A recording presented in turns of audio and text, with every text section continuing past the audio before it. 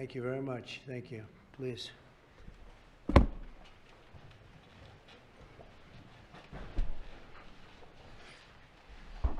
it's a great honor to have all my friends here. It's like Old Home Week. What a job you're doing. And thank you very much for that. We want to begin by thanking the people that have done such a great job at the White House. They have been doing really incredible work during a shutdown. I don't even know if they're supposed to be working, but they wouldn't miss a day. So I just want to thank everybody for that very much. And we're here today to discuss a sweeping, unprecedented, and historically successful operation that my administration has carried out in recent weeks to arrest, prosecute, and permanently remove members of foreign drug cartels from American soil. And the people gathered around this table are the ones that are doing it, and in this room. Some of them sitting a little behind. In fact, some of them I'm surprised are not actually at the table. You people should be very insulted by that. But you've done a great job back there. On my first day in office earlier this year, I signed an executive order to officially designate the drug cartels and savage transnational gangs as foreign terrorist organizations. It was my honor to do so. And on that same day, I also signed an order directing the creation of the Homeland Security Task Force to bring together all federal, state, and local partners to achieve the national policy goal of eliminating the cartel presence in America once and for all. And the results are, and it's early, and the results are spectacular. Led by ICE and the FBI, this task force includes the Department of Justice, the Department of War, DHS, the intelligence community, ATF, the DEA, the U.S. Marshals, and the state and local agencies in every part of our country. Other than that, we don't include too many people. That's a hell of a group, isn't it, huh? When you think of it, that's not a group you want against you, certainly not at one time. In addition to the task force members, we're pleased to be joined by representatives of law enforcement at every level, the highest level, actually, but every level, including National President of the Fraternal Order of Police, Patrick Yos. Where's Patrick? Patrick, thank you, Patrick. Thank you for the endorsement, too. That really hit it off. I would have gotten 98% anyway, but it was still good to have your endorsement. Thank you, Patrick. I don't forget those things. President of the National Sheriff's Association, Chris West. Chris? Thank you, Chris, very much. Great. Good job. Major Cities Chief Association Executive Director Laura Cooper. Laura, thank you, Laura, very much. Major County Sheriffs of America Executive Director Megan Noland. Megan, thank you. Thank you very much. And President of the National Border Patrol Council, my friend, and a very good speaker, by the way. Whenever he gets up and speaks, I say, that guy can really speak. I don't know. I don't want him to run for office. I want him to stay where he is. Paul Perez. Paul? Thank you, Paul. Where is Paul? Hi, Paul. What are you doing over there, Paul? Good job. Good speaker you are, though, Paul. I mean it, too. You've made some incredible speeches, and all from the heart, too, right? Some great ones. Today, you'll hear details from my national security and homeland security teams about the extraordinary historic achievements of this new Homeland Security Task Force since it became fully operational last month in all 50 states. The job they're doing. What we inherited from this past administration is like disgraceful. In a matter of weeks, the task force has made the largest number of arrests of cartel leaders, operatives, and gang members in American history, more than 3,000 and counting. That includes members of the ultra-violent New Generation Cartel, the Sinaloa Cartel, the LNFM Cartel, MS-13 Cartel, and you know MS-13, the gang, and Tren de Aragua, another beauty. That's a group of real garbage we have to deal with, that we shouldn't have to deal with. These are, in addition to the massive numbers of dangerous criminals my administration arrested nationwide since January 20th, numbering over 120,000. It's a record, and 120,000 criminal arrests. Thank you very much.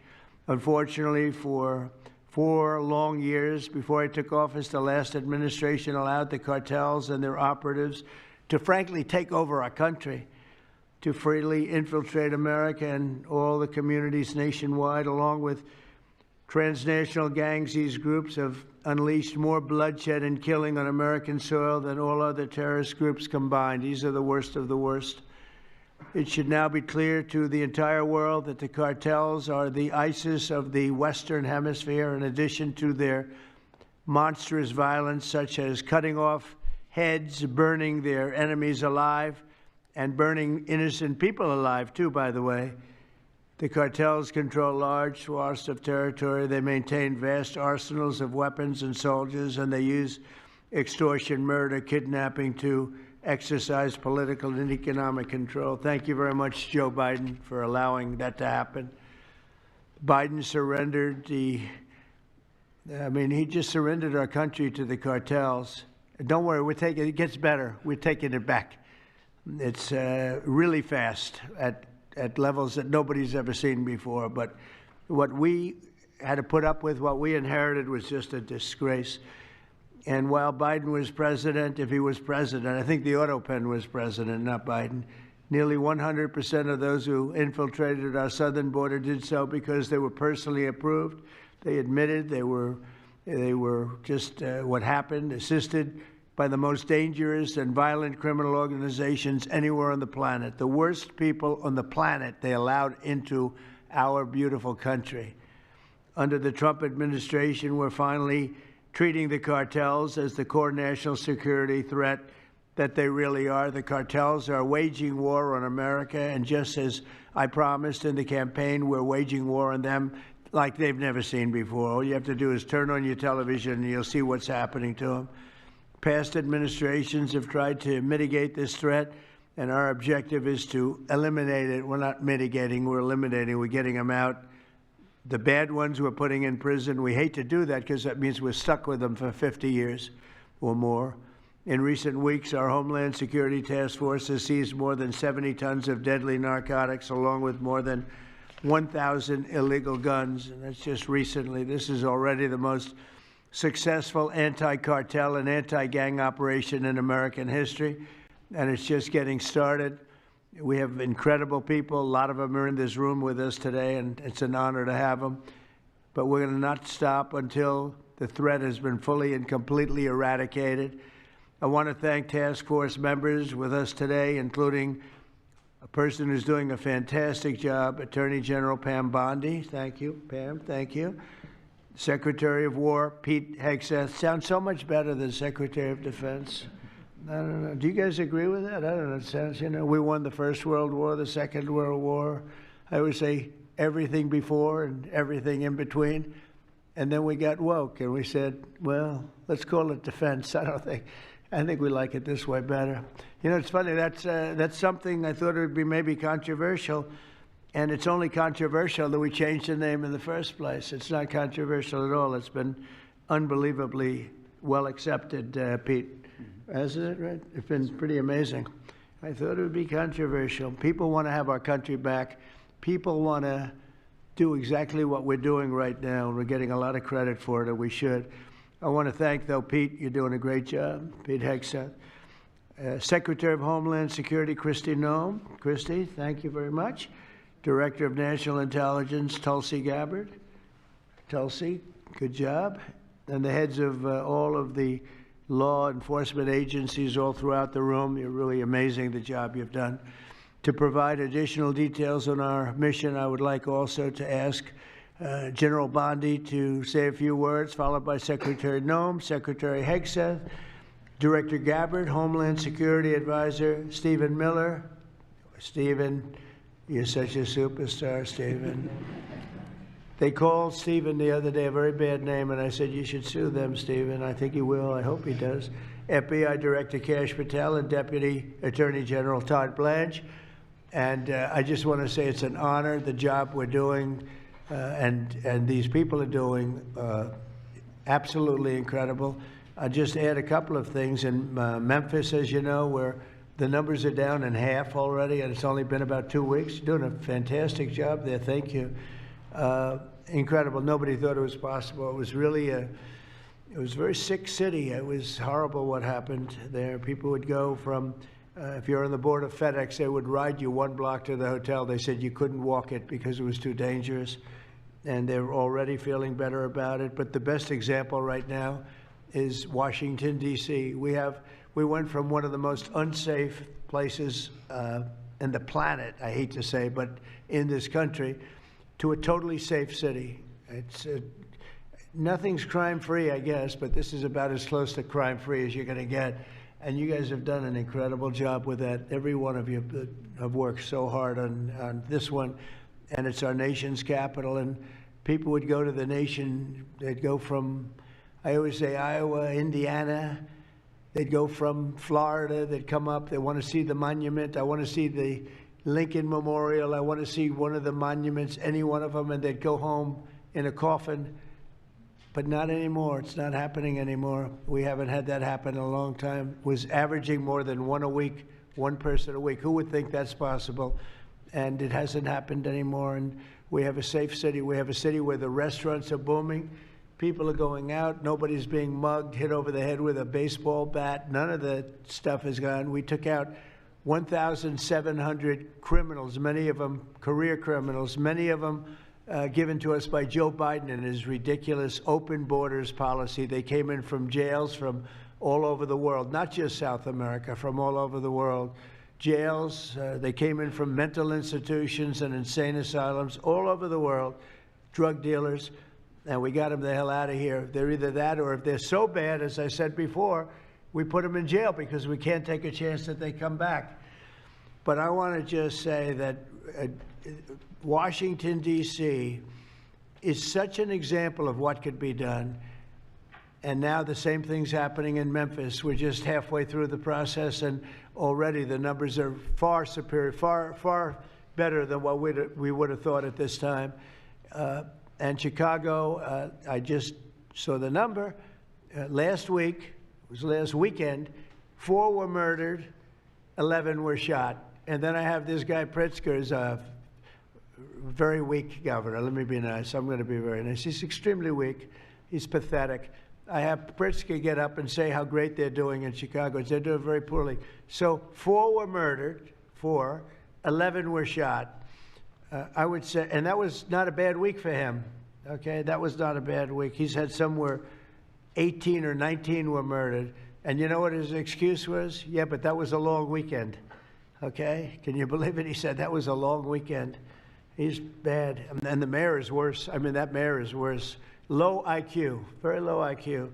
And we don't need low IQ people. We need people that are going to take care. And I love Chicago, and I love those beautiful women, black women, beautiful women wearing MAGA hats. And they're all over the place in Chicago. They want protection. They don't care if it's the National Guard, if it's the Army, Navy, Coast Guard, Marines. They'll take Space Force, okay? Space Force, send them in. They just don't want to be mugged, killed, raped, shot in the head, and we stop it. So we're going to be given a very special, we're going to give Chicago very special care. As you probably know, maybe you heard, we were going to do a big surge in San Francisco, but I got a great call from some incredible people, some friends of mine, very successful people. Mark, everybody knows him, and Jensen, everybody knows Jensen, NVIDIA, and others called me from San Francisco, and they said, we're working really, really hard with the mayor, and we're making progress. Would it be possible for you to hold off the surge? And I had 4 or 5 calls, and I think they're making progress of their own. That would be the greatest. I mean, if they could do that, that'd be great. And they have great competence in those people. I mean, incredible competence, some of the smartest business leaders. And they're working very well with the police department. They're doing a good job. So we are holding off that surge, everybody, and we're going to let them see if they can do it. I said, I think we can do it much faster. I know we can do it faster. I think we can do it better than anybody. We can take criminals out that they're not going to know about, and probably they don't have the legal authority maybe to do what we can. But I'm okay with it, and we're going to let San Francisco, has the potential to be, it was a great, great city, has the potential very quickly to be a great city again. And these are the companies that are there that are all working, and those are the people that asked me, could you do away with the surge, and let's see how it works. And we'll do that. If we need to, we'll do it. But it's possible that we won't need to, and we will be focusing on other places like Chicago, and we'll have Chicago taken care of very quickly. But just remember, 11 people shot, 4 people murdered, okay?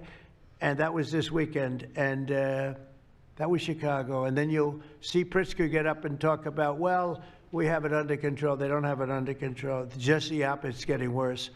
So we'll take care of, as soon as we give the go-ahead, which is all I have to do is give the go-ahead. We won the big court case the other day on the National Guard. That was a good case. Same thing with Portland, speaking of that, because that's where we won it. But, I mean, I looked the other night, Saturday night, Portland is like burning to the ground, and these people are saying it's just friendly stuff. The whole place is burning to the ground. So we'll take care of that one. That's like an insurrection more than it is anything else. That's crazy. Portland's crazy. And then you listen to these radical left people talking about it's really okay. You're seeing things. You're really seeing things. So we're going to take care of Chicago. We're going to take care of Portland. We're going to take care of Memphis. We're proud of D.C. There's nothing to take care of anymore, but we're not going to let it ever go bad. It's never going to happen again, our nation's capital. And with that, I'm just going to tell you that Pam Bondi has done a fantastic job. And Pam, would you say a few words, please? Thank you, President Trump, and thank you for your leadership. And this is all about collaboration. And around this table, I'm looking around this table, we all work so well together. I don't think another administration in our nation's history has worked so well together. We talk constantly, Secretary Noem, Tulsi, Pete, constantly, but also all of our agencies working hand in hand, and that's why this is so successful. And these people around this table are working 7 days a week, 24 hours a day, even though the Democrats have tried to shut down the government. Terry Cole, I'm laughing because you're around the clock, you're all over the world. Director Patel, you're unstoppable what you're doing around this country. Gowdy Serralta, U.S. Marshal, Rob Sakata and Dan Driscoll wearing your ATF hats. Rob, I was on the texting, Todd Blanche and I were on texting you at 1 a.m. on cases. I mean, that's how committed all of these people are to just keeping all of our citizens safe. And that's what it's all about. And this project is the brainchild of Stephen Miller. And you are doing so much to keep our citizens safe, our kids safe, and get these drugs off our streets. Like the mayor of San Francisco and I are going to be meeting on fentanyl in a few weeks and working hand in hand on that. Secretary Noem spoke to him. But the results of this last month have been historic.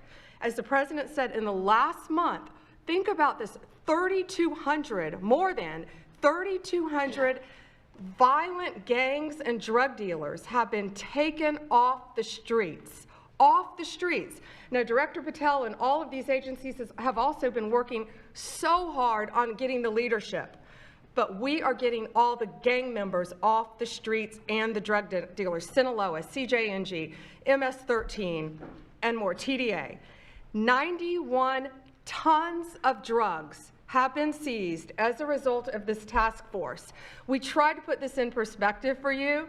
This would be filling 4 18-wheelers, 4, all the drugs just in the last month that have been taken off the streets.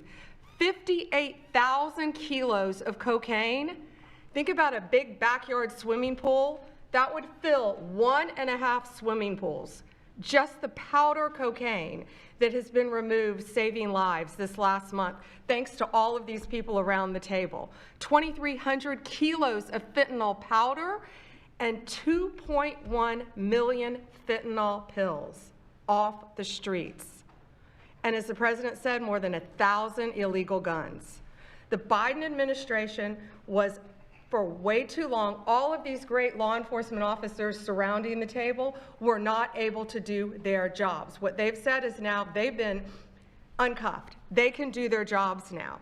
We've been watching transnational gangs grow in our country, become organized, set up infrastructure in all of our states, but no longer under President Trump. We are destroying the infrastructure, and we're no longer on defense. All of these great men and women are on offense, so they better get ready. We're dismantling the cartels, and we are taking the leaders into custody and all of the gangs. We are going to supercharge this work. This is not a pilot program. This is permanent. We are here to stay. And Secretary Hegseth, we couldn't do this without you and the Department of War. Thank you all so much for everything you're doing around this table, working tirelessly. And President Trump, thank you for giving them the ability to do it. Thank you very much. Thank you. Mr. President, since the year 2000, we have lost over 1 million Americans to drugs, to overdoses, to these cartels that have proliferated that kind of a disease on our people and have gone to war with our next generation of Americans. When you signed the executive order that was protecting the American people from invasion, what you did is that you took these cartels and gangs that we've known for decades and you declared them to be what they really are, and that's terrorists. You declared war on them, and you didn't say we were just going to fight them. You said we are going to destroy them. And everybody around this table is so honored to be here to work with you to destroy these terrorists that have been killing Americans for years and getting rich off of it. I'm so proud of the work that was done just in the September surge. You referenced that earlier. We had over 400 operations that went down in those first 43 days of the Homeland Security Task Force in operations that brought, as Pam referenced, 3,200 terrorists to justice, got them off the streets. Sir, we also have had over precursors and chemicals that were brought in. We've had the work at the southern border. We've got Border Patrol here at the table with you. Fentanyl has been cut down by 50% coming into this country over our borders. We've continued to work not just nationally, but internationally and on our maritime borders as well. The ICE agents that have so much violence against them and threats against them, sir, they get up every day ready to work with this task force to be able to keep people safe. And then we've got Coast Guard, who's been doing just a ton of our incredible interdictions out on the seas and the waters in cooperation with operations that you've targeted in the Caribbean with the Department of War. And sir, I just want to thank you for the leadership you put at this table, for your cabinet members, for Stephen Miller, for putting this in place to make sure that what you did when you consolidated the Homeland Security Task Force, you took 1,000 other task forces that were already established in the federal government and you streamlined them into this room, into this group right here, so that we can look at each other in the face every day and say, what's our problem? How do we address it? How do we fix it? And then we go to work together with our arms linked to do exactly what you told us to do. And that's not just protect the American people from invasion, but to kill these terrorists. You gave us the task to eliminate them, destroy them, so that they can't destroy the next generation of Americans. So thank you, sir. Thank you for the people you put around this table. Thank you very much. That's a great job. Thank you. Pete? Yes, sir. Well, thank you, Mr. President, for your leadership. Chief, likewise, Tulsi and Todd and Dan and Pam and Christy and Stephen and Cash. I mean, I could go around the table. From the Department of War, we are thankful and grateful for the incredible effort that your agencies put in. And we could not be more proud to stand shoulder to shoulder with you, not superficially, not kind of over here, but front and center on the Homeland Security Task Force, right there with you. Because our department has spent over 2 decades defending other homelands, and we're very proud to be defending our own. And if you talk to the troops down, say, on the southwest border, Mr. President, morale is sky high and continues to be, because they're proud to be defending their own communities, their own state, and their own country. So when that executive order was signed, the mission was clear: protecting the American people against invasion. And so the Department of War went straight to the southwest border. We still have 10,000 troops there. We have national defense areas. We're standing alongside the Border Patrol, and we've locked that border down, 100% control of the southwest border. You stopped the invasion. And then we're proud to be going on the offense, counter-cartel operations. And it's not counter-cartel, as was mentioned. These are designated terrorist organizations, foreign terrorist organizations. Our generation spent the better part of 2 decades hunting Al-Qaeda, hunting ISIS. Well, as the president said, this is the ISIS, this is the Al-Qaeda of the Western Hemisphere.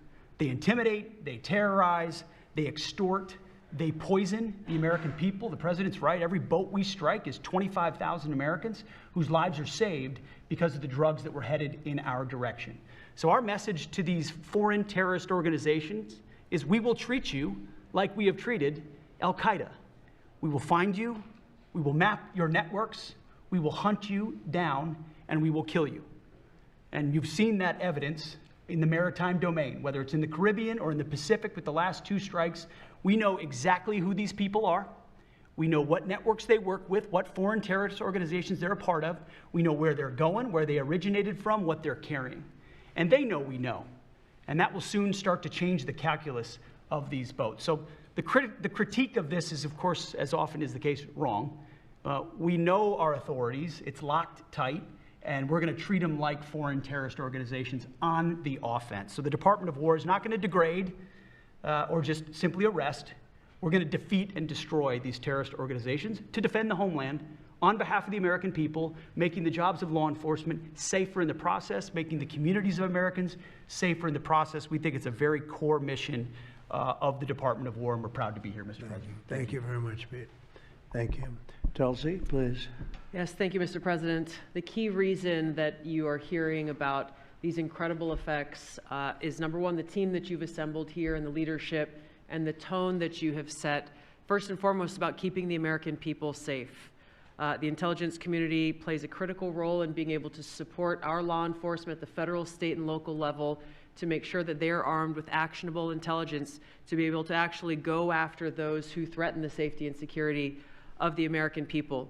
Mr. President, under your leadership, for the first time, there is a newly created National Intelligence Fusion Cell at the Office of the Director of National Intelligence, National Counterterrorism, that has a very simple purpose: to make sure that we have two-way intelligence sharing of actionable information between the intelligence community and law enforcement. I want to talk briefly about three successes that we've had just here in the last few weeks, Mr. President, through the success of this interagency fusion cell. Just this last week, our National Counterterrorism Center supported, through actionable intelligence to both U.S. law enforcement as well as Mexican law enforcement, the arrest of a Sinaloa cartel boss, El Plato, in Juarez, Mexico, as well as his top 3 money launderers.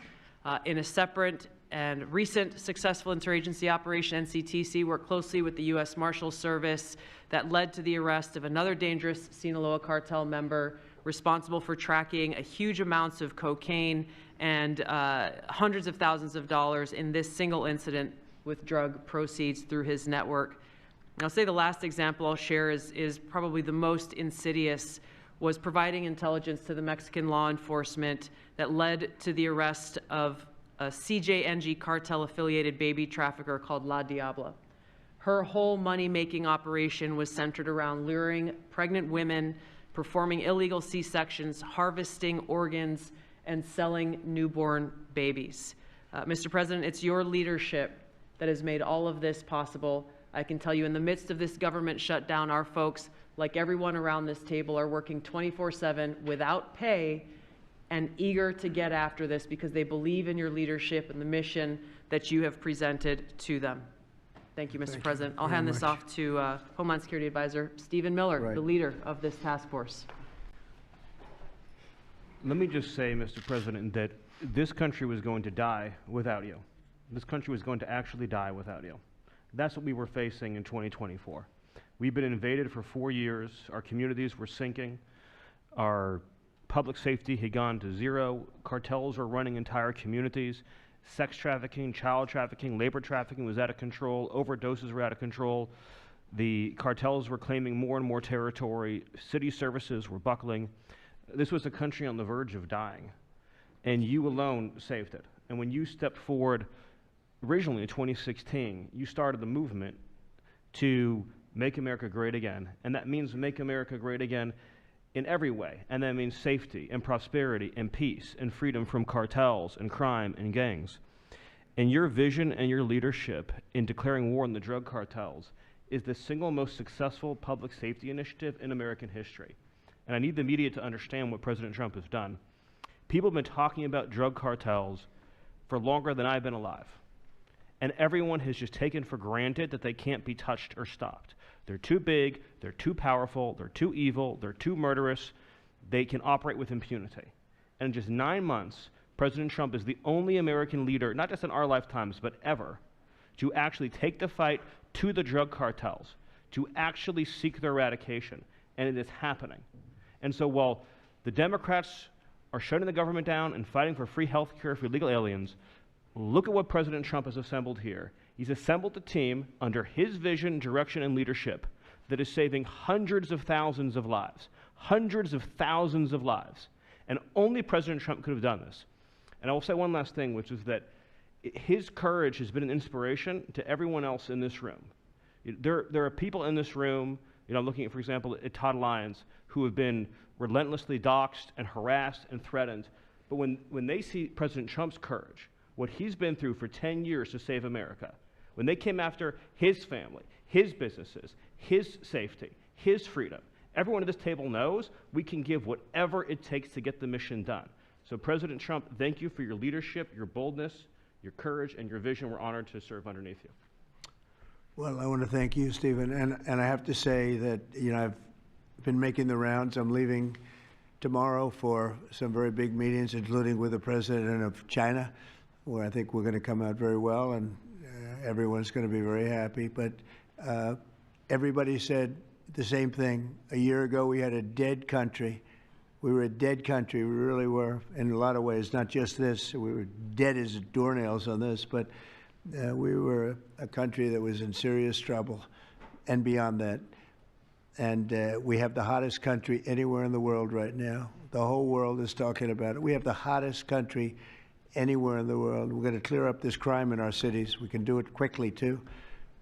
They showed how quickly we could do it in D.C. It was a real bad place. It was a real mess. Dirty, filthy, disgusting, graffiti all over the place, tents on every ounce of parks that we had. Just disgusting. And I rode around last weekend. I rode around the city. I felt very safe in that car, but, I would have done it without it. I wouldn't need that car so much anymore, I will tell you. But the place was clean. We've started that also, not only law and order, but the cleanliness is important. I think cleanliness is almost a part of law and order. If you see dirty, disgusting streets and potholes all over the place and railings falling down and graffiti all over the marble, beautiful statuary marble columns, those gorgeous columns where they had graffiti, it's all gone. And I think it's a part of it. I really do. I think it's a big part of it. But we have a city that we can be proud of. We're going to be that way with every city we have. That's why with San Francisco, I wish them luck, but we could do it so much faster. I told the mayor, I love what you're doing. I respect it, and I respect the people that are doing it. They're the biggest people in the country. They're the biggest people in the world. A lot of the high tech. Some people like them, some people don't, but they're smart, and they want to do it. And I said, I am so honored to let you do it, and if it doesn't work out, we'll do it for you very quickly. But I just want to thank the people around this table are amazing. Kash, please go ahead.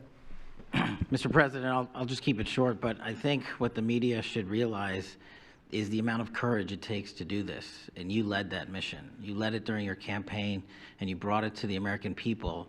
I think the media should focus on some of these numbers the Attorney General just riled off. Those aren't numbers, those are lives. Lives saved by the millions. Enough fentanyl to kill over 200 million Americans, gone, evaporated off our streets permanently. Your vision to safeguard American freedoms and our children and our future is the most courageous thing I've ever seen a president of the United States ever do. And your ability to marshal it out in 8 months, these statistics would have taken other administrations decades. And the partnership that you see around the table, I just want to, sum it up with the following. When I call these folks around the table, when I call our state and local law enforcement partners who have been absolutely critical to this mission, when Stephen Miller called me and said, we're going to create the Homeland Security Task Force and the FBI and DHS are going to co-lead it, I said, absolutely. The country's been yearning for this and needing it. And the one thing I see different than any other administration is when I call these people, they pick up. I don't get a voicemail. When I make an ask, they answer, and the same is true. And so the FBI is playing a pivotal role in your administration in helping lead out this mission, and Stephen's vision has finally come to life. And instead of attacking the people at this table, maybe the media should go out there and talk to the lives that have been saved forever and the communities that have been safeguarded, because it takes courage to do that. It takes courage to implement that plan, and it takes a president and President Trump to put a leadership team like this together. We are actual friends, and I know the media doesn't want to call us that, but we do that. We do hang out. We do work together. It's a 24/7, 365 mission that doesn't turn off, Mr. President. And as Stephen said, we're inspired by your leadership, and this country's thankful for these 8 months, and I can't wait to see what the next 4 years looks like. Thank you very much. Thanks, Kash. Great job. Todd, please. Thank you, Mr. President. The number that I think matters, over 3,266 terrorists have been taken off the streets in 2 months. And for each of those arrests, there's anywhere from between 4 to 20 law enforcement agents, federal, state, and local, executing those arrests. And that means every one of them are putting their lives on the line to make these arrests, to make our communities safer. And so what I will say to them is thank you, but also what I will say to them is that to the extent that there are politicians, as recently as today, suggesting they are doing something wrong. We have governors, district attorneys, mayors, and even congresswomen suggesting that our federal law enforcement and the state and local law enforcement that are helping them are doing something wrong. That is disgusting and something that we will not tolerate.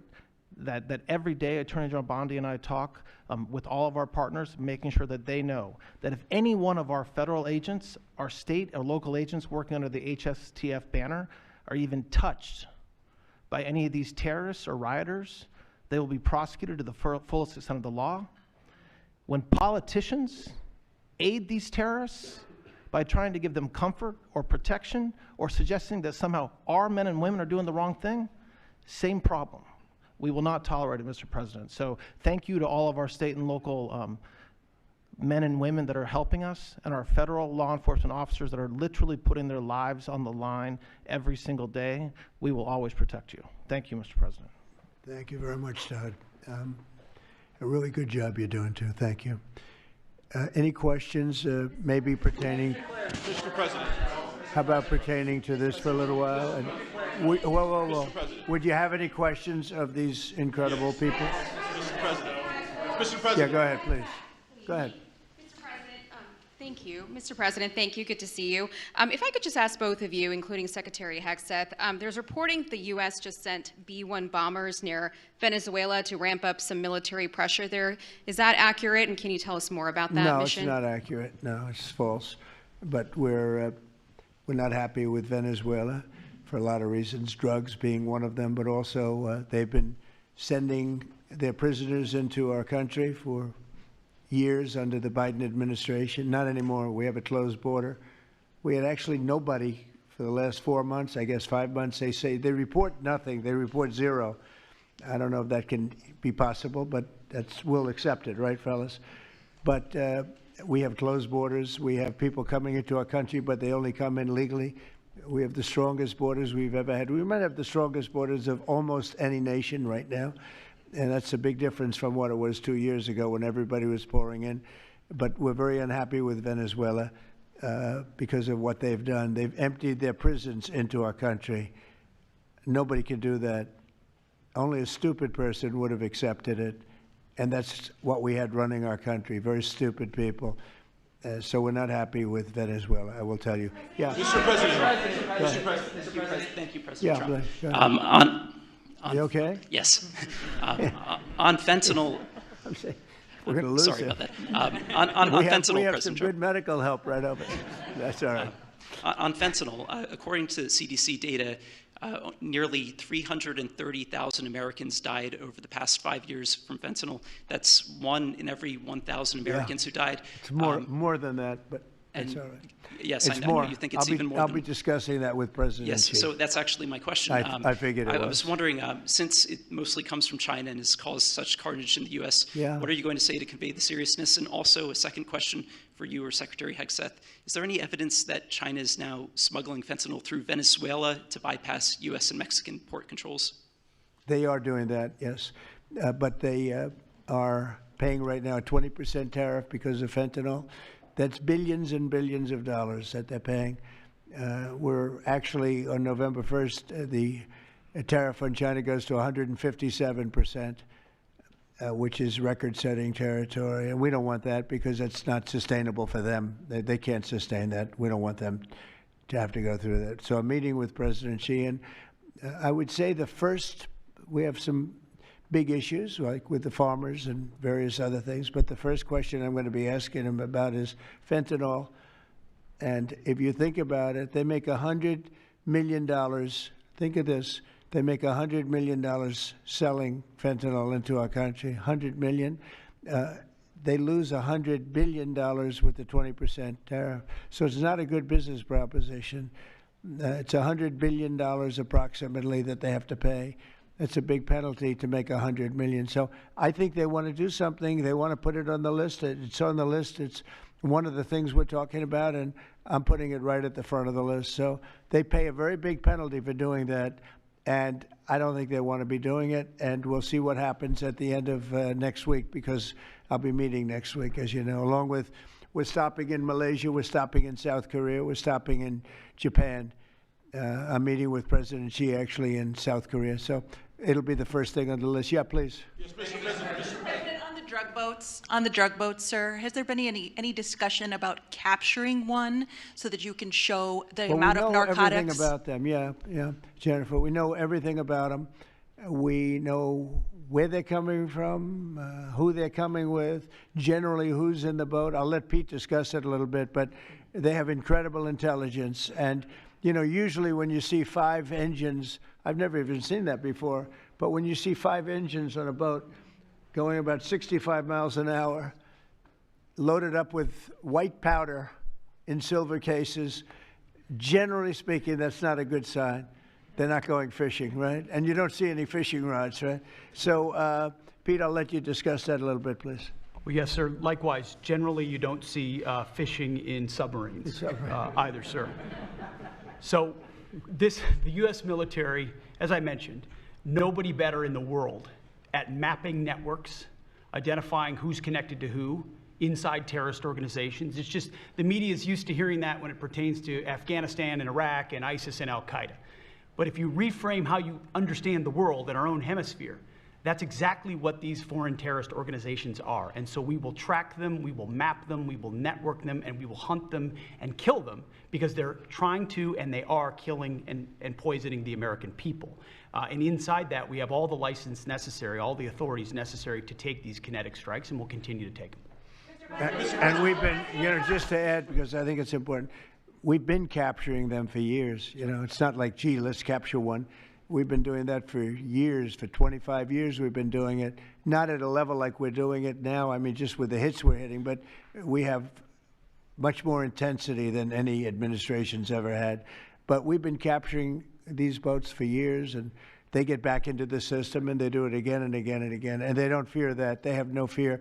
The thing I can tell you right now, it's very hard to find any floating vessel right now on the Pacific or in the Gulf, and I would like to call it by its official name, the Gulf of America, another little triumph of the Trump administration. I said for years, I said, why do we call it the Gulf of Mexico?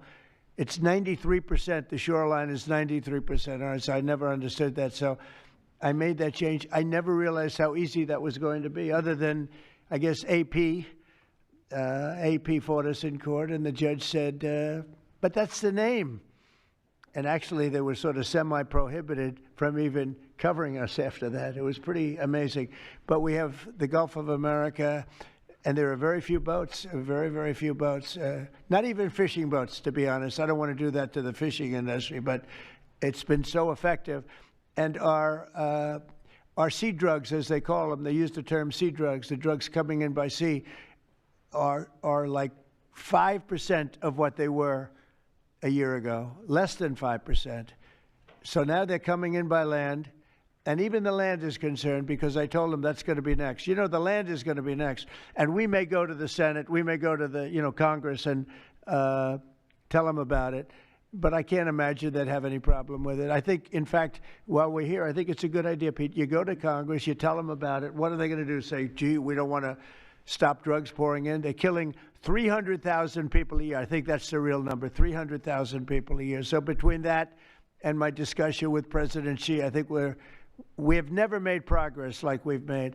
The sea drugs are almost dead, and they can't come in that fast from the land. And the land drugs are much more dangerous for them. It's going to be much more dangerous. You'll be seeing that soon. So that's the way it is, yeah. Go ahead, please. Yeah, go ahead, please. With the glasses, go ahead. Thank you, Mr. President. Good. I wanted to ask, what's your reaction to Representative Dan Goldman calling on NYPD to arrest ICE agents who he says are acting illegally? He says they are illegally assaulting people and illegally detaining people at immigration courts in New York. Well, you know, I know Dan, and Dan's a loser. You understand. He's a guy that doesn't have what it takes. He's been trying so hard, and they're exhausted. I mean, it's so ridiculous, right? A suggestion like that. So, you know, they're just trying so hard, and it's not working. They've even now started imitating me, of all people. They want to imitate me. And they start using foul language, but they use too much of it. You know, you can't use the F word 7 times in one sentence. It doesn't work. It might work once every 7 news conferences, but you can't do it. You can't do it 7 times in one sentence. So I don't know. They're really they're in big trouble. That party. Go ahead. Mr. President. Some alleged smugglers have survived some of these recent strikes and been sent back to their home country. If they're terrorists, why not just arrest and detain them? Go ahead. 2 points on that. First, when I served in Iraq in 2005 and 2006, we used to, in sort of a gallows humor way, talk about the Iraqi catch and release program, the reality that we would catch a lot of people, hand them over, and then they would be recycled back through, and we'd have to recapture them or attack them again. And that's why changing the dynamic and actually taking kinetic strikes on these boats ought change the psychology of these foreign terrorist organizations.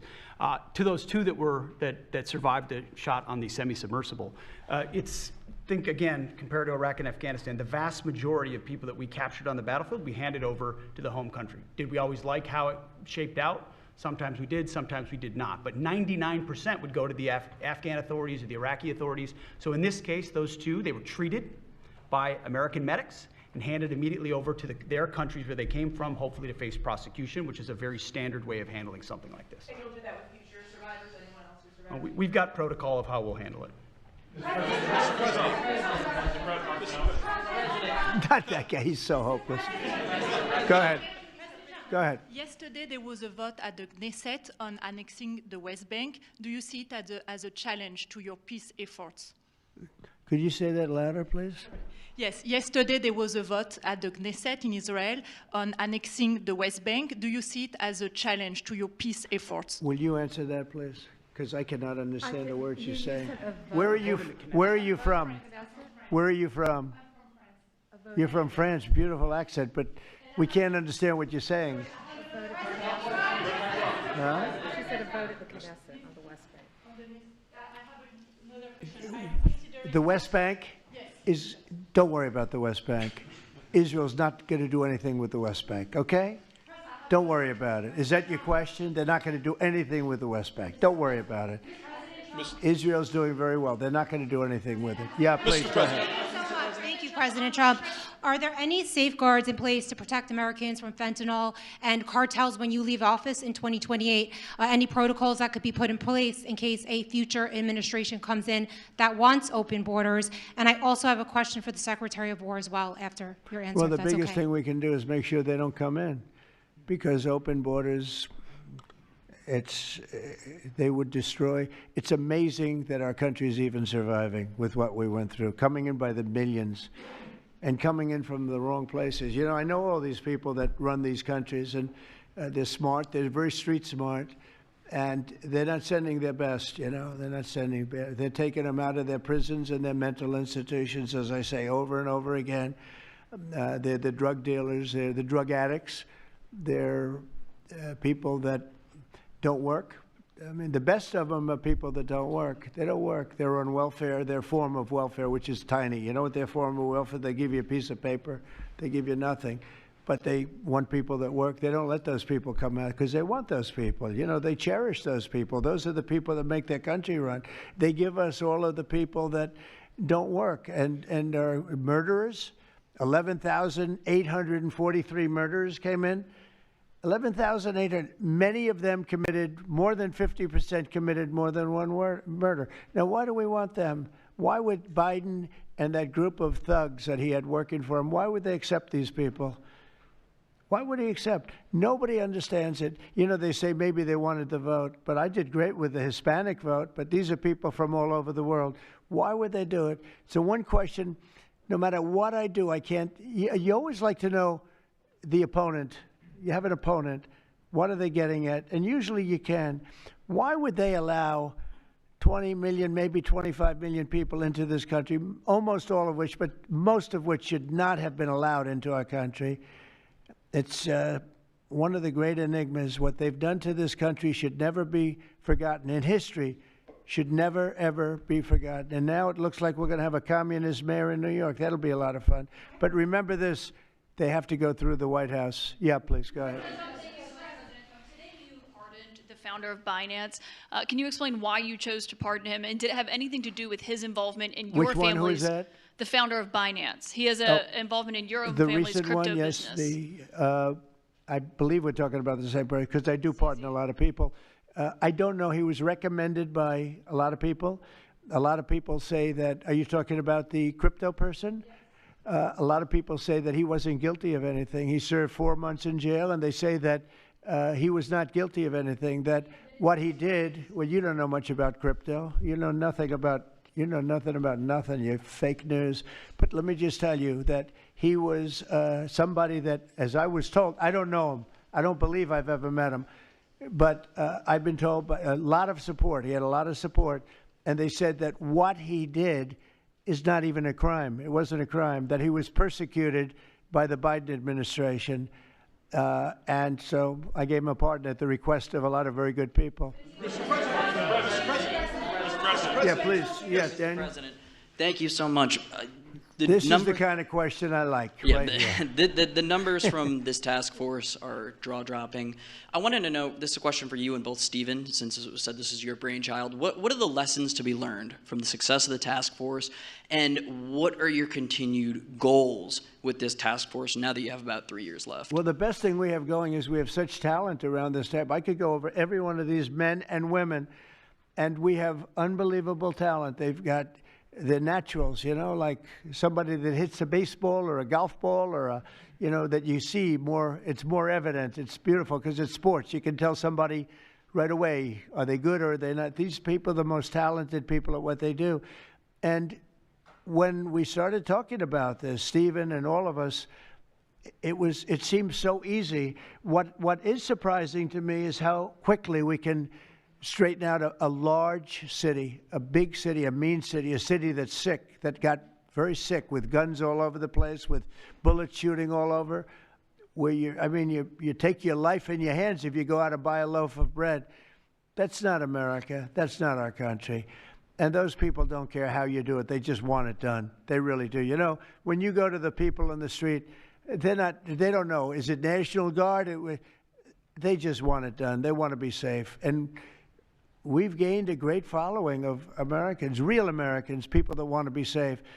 But I think the biggest thing we say is we have tremendous talent. We were able to recognize, like a football team, like a baseball team, we were able to recognize the talent. And the talent is largely in this room for the whole country. It's largely in this room. There's really nothing like it. And that's why I think we had D.C. done, not perfectly, but pretty much done, at least normalized in 12 days. Would you say 12 days? On the 12th day, it felt different. And you know, we took a lot of bad people out, never to come back again. Then most of them never to come back again. But there's great talent, and there's also great courage. I've been watching what goes on. And then you have the radical left lunatics, and what's that all about? I mean, they're fighting us because we want to stop crime. Where do these people come from? They're paid money. I guess they're paid a lot of money.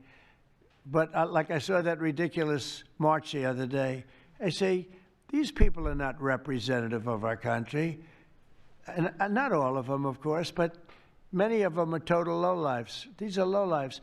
These are people that are paid agitators, and they're not representative of our country. So I don't know. I can just tell you that our country has tremendous spirit right now. You know that better than anybody because you cover it well.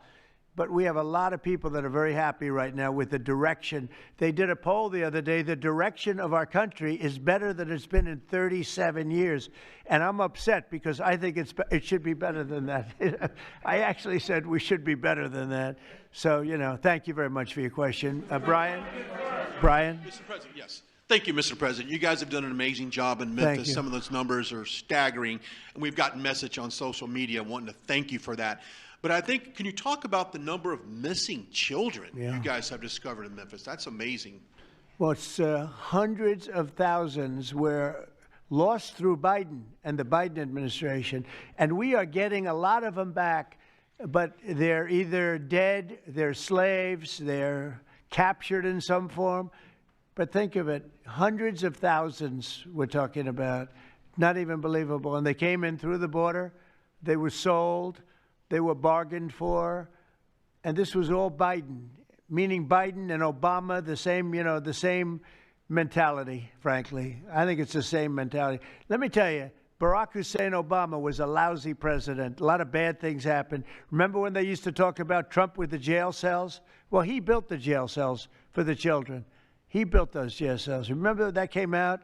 But, sir, they were built in 2014. You remember when that came out? After me going through that stuff for about 2 weeks, and then they found out it was Barack Obama that built those jail cells. No, these people they were bad leaders. I hope we don't have it again. I hope we don't have it again because, our country's come back a long way, but it can only withstand so much, and we don't want to ever go through that again. We never want to have open borders again. We don't want to have men playing in women's sports. We don't want to have transgender for everybody. We don't want that. We want to have a great country with low interest rates, nice housing, great education, a strong military, the basics. Yes, please.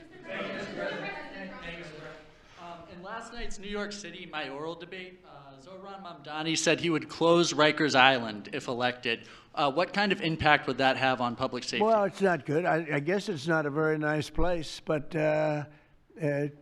you need it. You need something. You have a lot of additional people in New York City that should not have been here. They came here through the open border, through Biden's. I don't know how they even do it. New York City's always been tight for money. And then they spend, $8 billion, and nobody complains about it, on people that just showed up and they just came out of nowhere. Where did they get the money? All of a sudden they have money. I tell you what,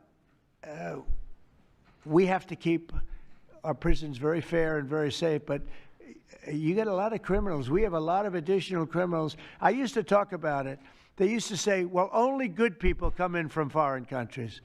I said, that's not right. I didn't know that for a fact, but it had just started, right? The open borders and people flowing in by the millions. They make our criminals look like the nicest people on earth. That's the only good thing. They make our criminals look like nice people. They are the meanest, the most vicious. Tren de Aragua, you don't get any sicker. They cut people's fingers off because they called the cop. Did you call the cop? Yes. They cut off his finger so he can't call the cop anymore. And then they say, next time we're going to cut off your hand if you cut, because they took over his apartment in Colorado. Colorado, they took over a town, then they took over another town, and you have a weak governor over there. He doesn't know what the hell he's doing, so he lets it go on. But we're getting them out of here. We're getting them all out. They're going back to lots of, not just Venezuela, they're going back to lots of countries. Venezuela would be one, however. Yeah, please. Thank you, Mr. President. Yeah. A moment ago, you said that if Secretary Hegseth went to Congress and briefed them on the operations No, we against will these, go, I said. You will go. And we it would will be go. difficult for them to object. I don't see any loss in going. No reason not to. They'll always complain, oh, we should have gone. So we're going to definitely, I'd like to just tell you, let's go. We'll go. We're going to tell them what we're going to do, and I think they're going to probably like it, except for the radical left lunatics. And Mr. President, if you are declaring war against these cartels and Congress is likely to approve of that process, why not just ask for a declaration of war? Well, I don't think we're going to necessarily ask for a declaration of war. I think we're just going to kill people that are bringing drugs into our country.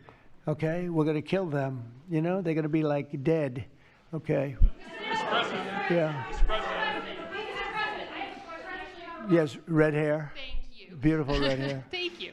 I'll tell my hairdresser that. She'll love it. This is a question for both you and the Secretary of War, Mr. Hegseth. Who are you with? I'm with the Center Square. We're a newswire service. With everything that's going on between the narco terrorists in the Caribbean, and then also with more Chinese, Iranian, Russian ships also taking part in Venezuela. Are you have any plans of expanding operations out of Roosevelt Roads, and in fact, placing some home porting some ships there? Yeah, go ahead, Pete. We're familiar with the location that you're referring to, and we'll make sure that we're properly displaced in order to deal with the contingency we're dealing with there, and also any ways in which other countries would attempt to be involved also. So we can walk and chew gum. We're definitely keeping our eyes on near-peer adversaries at the same time, but we think sending a message on these cartels, these narco-terrorists, is an important inside our hemisphere, which for far too long, other presidents, as the president pointed out, they've ignored our own backyard and allowed other countries to increase their influence here, which only threatens the American people. We're changing that. One big thing that has happened, though, because you mentioned expansion and expand our efforts. So when I was running for office, second term, everybody was talking about the fact that nobody wanted to join the military, nobody wanted to join the great police force. They didn't want to join New York's finest or any of our police forces. They didn't want to join anything having to do almost like with the country with the uniform. We are setting records with the Army, Navy, Air Force, Marines, Space Force, Coast Guard. We're setting records. We've never had anything like it. And I'll tell you when it started, November 5th. We didn't even have to wait till January 20th. They saw spirit. And now we have people coming in that are, it's unbelievable. And if we wanted to increase our military force, if we wanted to increase any one of these, including police forces, they can now get men. People didn't want to be policemen and women. They didn't want to be firemen and women. They didn't want to go into the military. We were having tremendous recruiting problems, and now we're setting records. We literally, last year at this time, you were doing stories that the recruitment was a disaster. We couldn't get men and women to go into the military. Now we have such an overabundance. We've never had, I mean, it's, as I understand it, it's like record-setting recruitment. This is in less than a year. It's been amazing. So this is a good time to expand if we want to do it, and I think we should. I think we should, and we probably will. Yeah, please. Yeah. Blue. A couple questions for you. First for you and Secretary Hegseth. Is the administration supportive of sending National Guardsmen to cities for the express purpose of aiding deportation and immigration enforcement efforts? To expand deportation efforts? Sending National Guardsmen to U.S. cities for the express purpose of aiding deportation and immigration enforcement efforts. What we've done so far is stand alongside federal law enforcement in every way, facilities and personnel, but also we have a great deal of lift inside the military. We're able to move assets in a way that no other aspect of the U.S. government can. And so where we can rapidly assist with mass deportations, we have been happy to do that. And then one more question, if I may. Is the administration at all supportive of potential measures to crack down or regulate or even ban apps that track ICE agents' locations?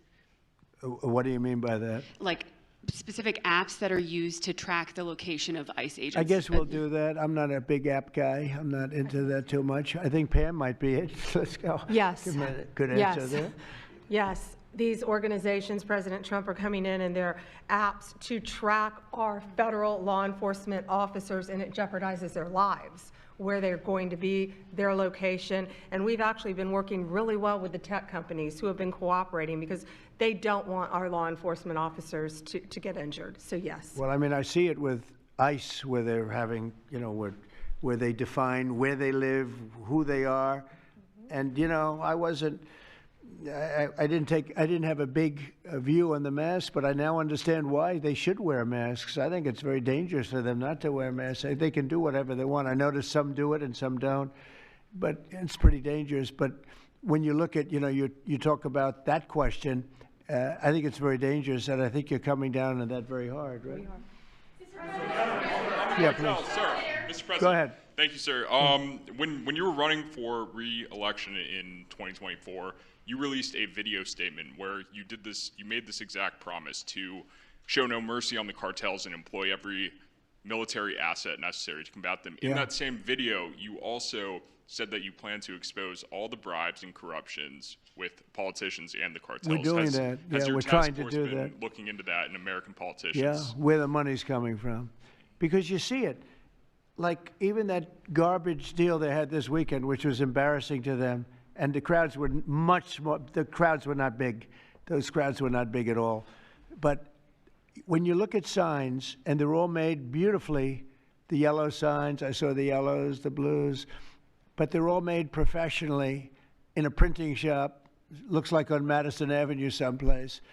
Some guy is paying for all that stuff. And we don't mind protest. Protest is a good thing. I protest. I'm always protesting, right? But when you see some of these people are going crazy. They're going crazy because they're getting paid. Because there's no reason for them to be going crazy. But you watch some of them, and they're professional agitators, and we are finding out who's paying them. Yeah, we have a lot of information about who they are. You're going to be very surprised when you find out. And I have a question for Secretary Hegseth.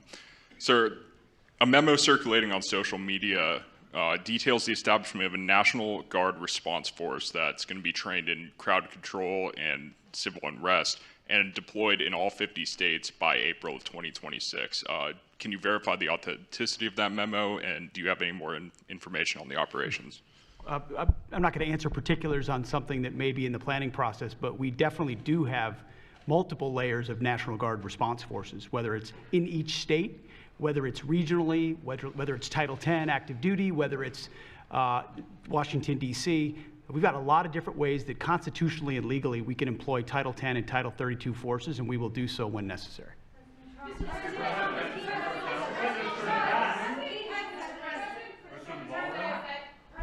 you. President Putin basically said today that Russia is immune from U.S. sanctions. He said that it would not impact the Russian economy in any serious way. Is he wrong? Good. I'm glad he feels that way. That's good. I'll let you know about it in 6 months from now. Okay. Let's see how it all works out. Yeah. Go ahead, please. Blue. One question about the task force, one about the shutdown. I'm Taylor Poplars with Spectrum News. The same day you established this task force back on January 20th was the same day you pardoned the January 6th defendants. Yeah, very proud of that. Yeah. Just last weekend, one of them was charged with allegedly threatening to kill House Minority Leader Hakeem Jeffries. And a big theme of this task force has been allowing law enforcement to do their job and holding accountable people who go after law enforcement. Do you worry that your actions back on day one undermine what this task force is trying to accomplish? No, you have thousands of people that we're dealing with, and you know, if one goes haywire, look at what this guy in Virginia said, where he wanted to kill his opponent. He's going to kill his opponent. He's going to kill his opponent's children and I think wife, and he continues to run. And the Democrats continue. He's running for what, Attorney General in Virginia. Look what he said. So now, do you think all Democrats should be prohibited from living anymore? I mean, think of what he said. He's going to kill his opponent, and he's going to kill the children of his opponent, and I think the wife. I said, this guy's sick. That is a sick guy.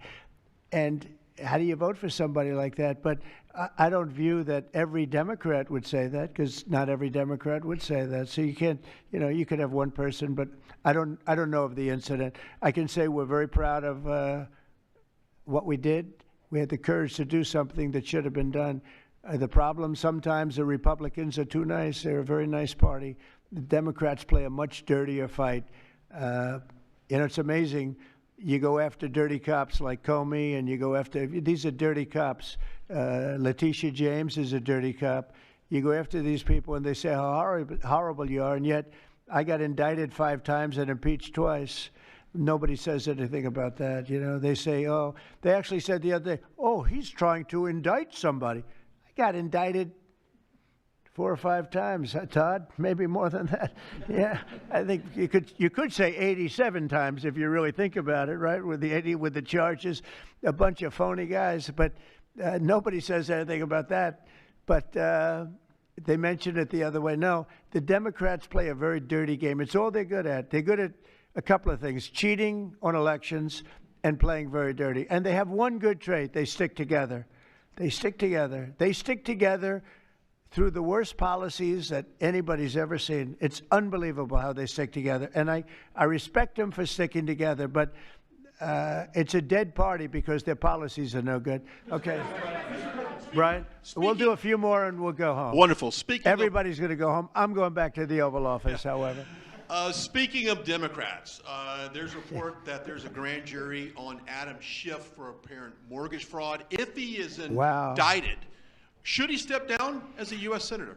Well, you know, I'm not going to comment on that. I will just say Adam Schiff is one of the lowest forms of scum I've ever dealt with in politics. He's a horrible human being, very dishonest person. I have no idea what's going on. You tell me that he's going to be indicted. I don't know. You could ask Pam. I don't know if she could say it. Probably you are allowed to say it, but I wouldn't know about that. I can only tell you he's a very bad, I think he's actually a sick person. Do you want to talk about that? We're not going to comment on any grand jury that's open. We can't legally. I don't know. By the way, I hope it's true, but I don't know anything about it.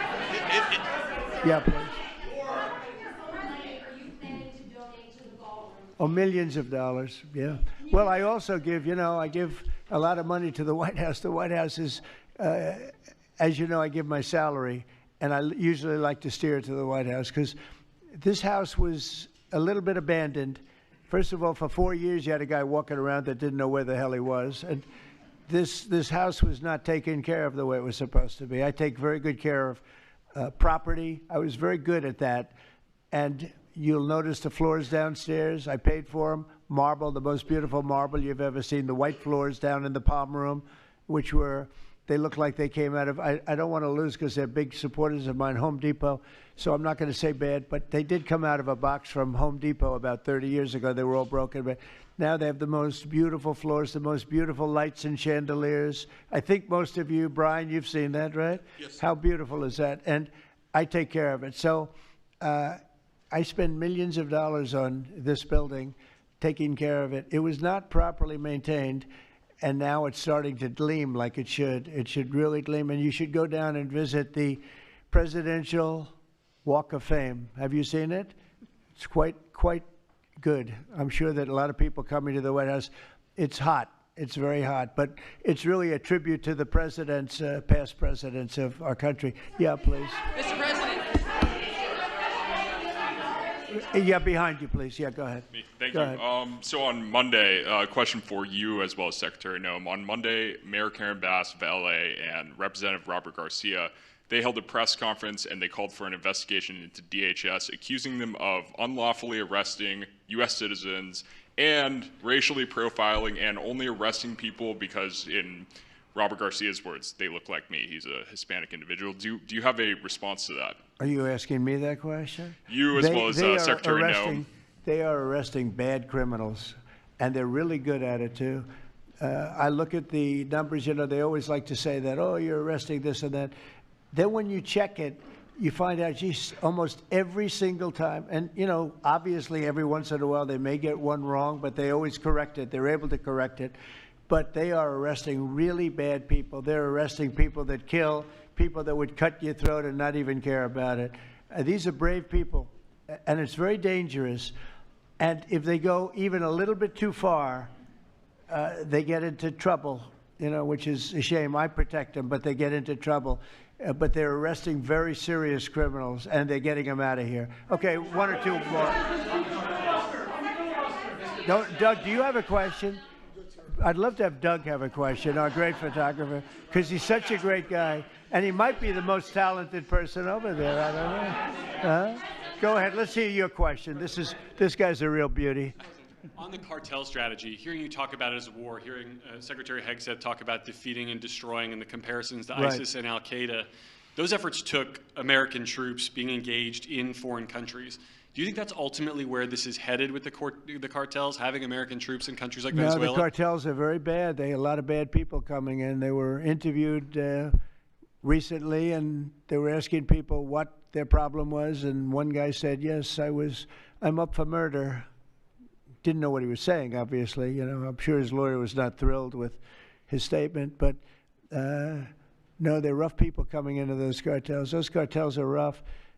You look at what happens, the trip up is horrible, especially for women. They're being killed, they're being raped at levels that nobody thought even possible. In my opening speech, I mentioned that, but in a very light way. I mentioned the word rape.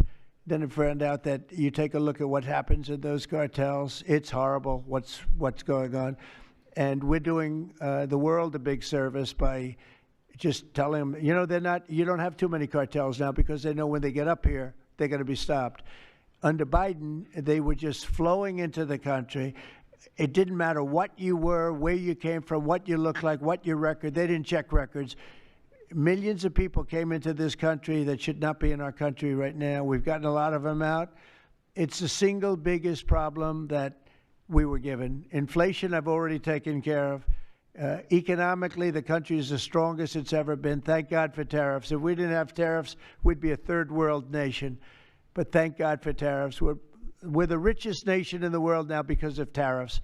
And we're able to economically protect ourselves, and we're able to really protect ourselves from a national security, situation. But we have cartels that, somebody came up with the word cartel. I won't tell you who that person was, but you got a lot of bad people in the cartels. And you could look at a country like Mexico, and I really respect the president. I really respect a lot of the people over there, but a lot of the leadership. But they are in fear in their own country because those cartels are running those countries, okay? And that includes Colombia. Colombia is a drug den. It's a drug den, and it has been for a long time. You got a lousy leader over there right now, bad guy, a thug. But they make cocaine at levels that we've never seen before, and they sell it back into this, and they're not going to get away with it much longer. We're not going to put up with it much longer. Colombia is very bad. Mexico is run by the cartels. I have great respect for the president, a woman that I think is a tremendous woman. She's a very brave woman. But Mexico is run by the cartels, and we have to defend ourselves from that. Go ahead. Let's go with you. Go ahead. Let's listen to this beauty. Shutdown by the time you return from your trip to Asia? Do I expect to have it resolved by the time I return? I don't know. I said long ago we shouldn't have been in this problem. This was September 28th. It came due in Biden's regime, and before the election, September 28th, and they pushed it off into the future. And I was running when they did that. And when you're running, but I did say, what the hell are they doing? That and debt ceiling. They also pushed the debt ceiling past the election date, so that would mean the next president has it. But I did say that I think the Democrats have gone totally crazy, and you don't know what they're going to do because they don't care about the people. They don't. I really think they have no leadership. They have a lot of very low IQ people. Jasmine Crockett is a low IQ person. A lot of them are. I don't want to insult too many of them, but a lot of them are. They have no rudder. I don't think they know what they're doing right now. They've never done this before. They always agreed to go and, called an extension. Let's do an extension and talk. Even today, look at what happened today. They don't want to pay the people that have worked. And, this was supposed to be this was a test. And they wouldn't pay the people that have been working. They said, no, we don't want to pay them. This is all the Democrats. Now, all we need is 5 Democrats. And I know a lot of Democrats that are saying they're more than 5. Probably not that many more than 5, but they're more than 5. And all we need is like 5 Democrat votes so we open our country again. Sad, though, we have the greatest economy in our history. We have the highest stock market. All these things are rocking. We will have by the end of my first year more than $20 trillion of investment. The all-time record is $3 trillion. I think it's China. We're going to have $20 or $21 trillion. We've never had anything like it coming in because of tariffs. The money pouring into our country, the plants that are opening, AI, automobiles, everything. And the Democrats want to close our country. They're really, they say deranged.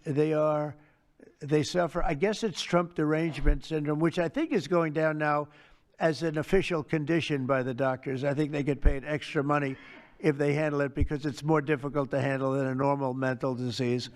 But you know what? They really should approve an extension, get the country back to work, get the people paid. And, it's very simple. You just don't know what's going on. There's something wrong with them. It's sad, actually.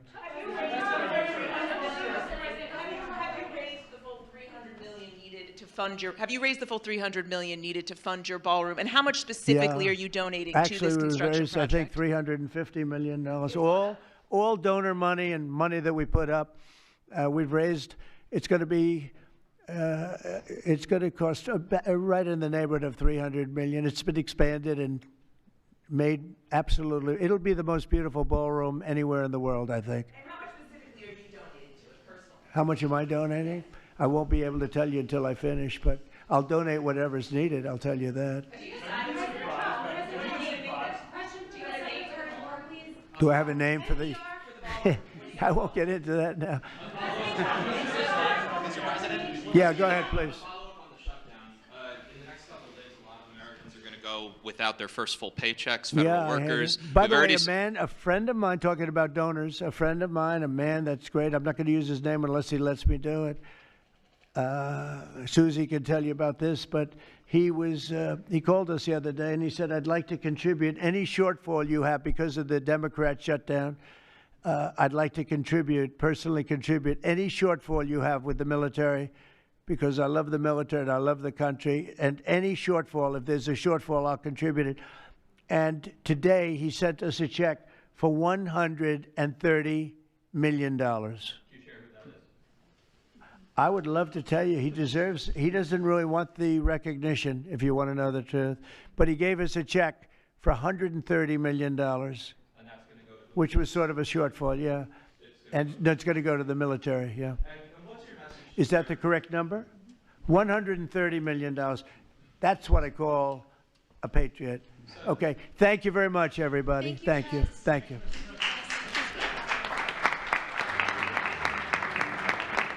Another